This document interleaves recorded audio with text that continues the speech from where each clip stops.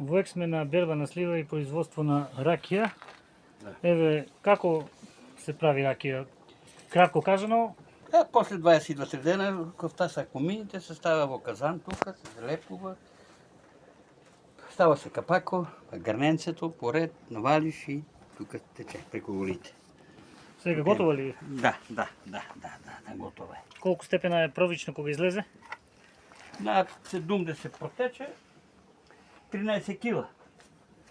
Казано е 90 литра, толку 13 кила до 14. Колку степени? 50 на 51 ја трга.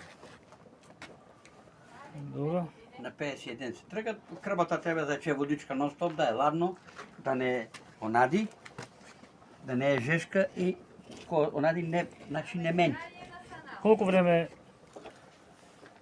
во ова внатре, од тоа внатре што сте ставиле, колку време се вари?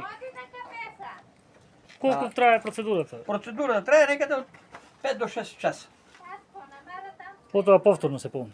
Потоа се полни, после става опашина. Значи ѓура се што истече, после ја враќам у казано пак.